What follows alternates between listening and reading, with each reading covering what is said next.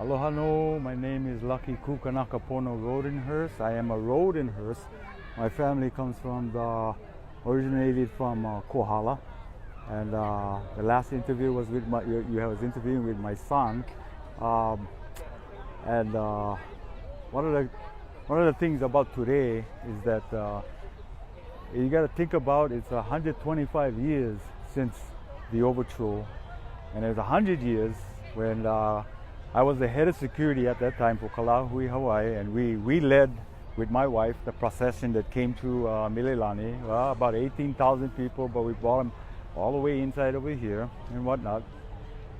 And you know what I think this day means for a lot of our people, besides the Queen and the overthrow, is that the other people at that date and that time that gave an apology was not only the United States of America, but see, people forget the other ones was the United Church of Christ.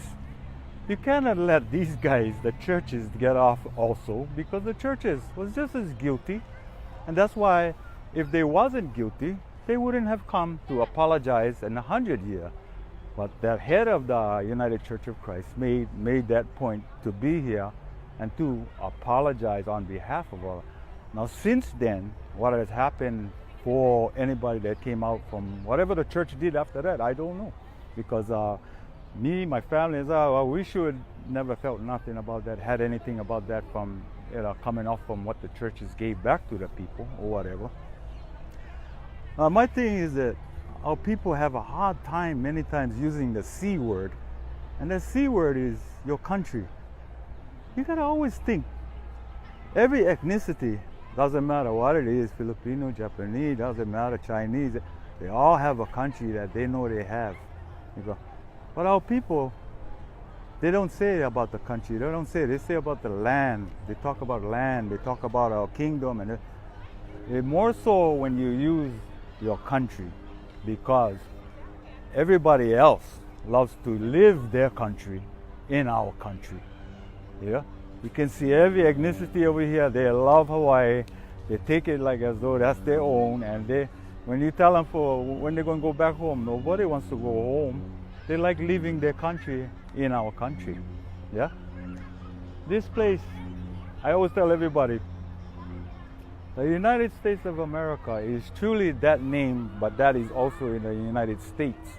That's why they're all joined together as United as States. Over here, as what they want to call themselves and believe what it is, I call this place the United Take of America. Yeah, they take. Because they have taken, or the United Fake over here. Now these guys, what's so funny about this is that you ever notice they call themselves the state of Hawaii, but they cannot even get their own flag. They always got to use a Hawaiian flag and use that as their flag. But well, if I was a fake state, you think I'd be holding up an Hawaiian flag and calling it a state flag? I make my own flag, and I make sure that this is the flag that we represent, because that's what you should do. But you see, the whole part about this is that they know the truth, I guess. That's why over here in Hawaii, they have a hard time celebrating statehood. Every time when that date comes around and everything like that, no matter what, every year is real low key. Nobody wants to make a big hoopla about that. They're really silent about that. Just passes by. The day just passes by. And every other state, they celebrate their day and everything with all fireworks or whatever. But Hawaii, they know the truth. And you know the truth because this is where it's at. You can't take the people's country away from them. We are the hosts of everyone here and everybody here in this land. All our gods, everything that we come with, that you people love to enjoy, our resources. They take their resources as their own. They take like our fishing rights as their own. They try to impose it upon us.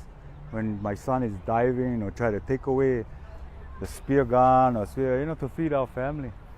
Did that forever, did that for years. You go, that's our right. You can do that to everybody else, but not Hawaiians. Hawaiians is right here. This is ours. Always has been. And that will never be changed.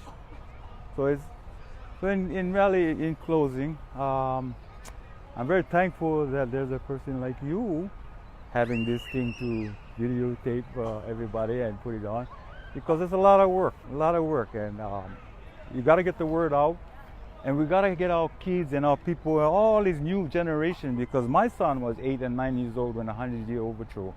Look today, he's 30-something years old. That's the new generation carrying on.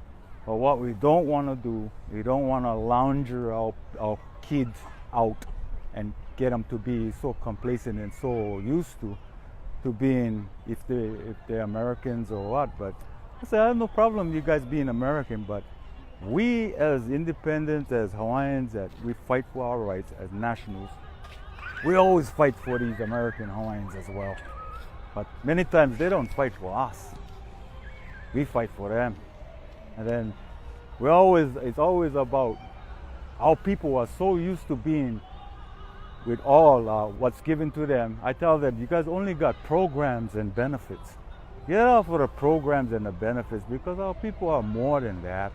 We are more than programs and benefits, Hawaiian homeland, OHA, more than that. We gotta think more than that, gotta be more than that, period. You have to get out there, be strong, and know who you are, and you tell everybody, this is my country, and you live in it. Mahalo. Thank you very much.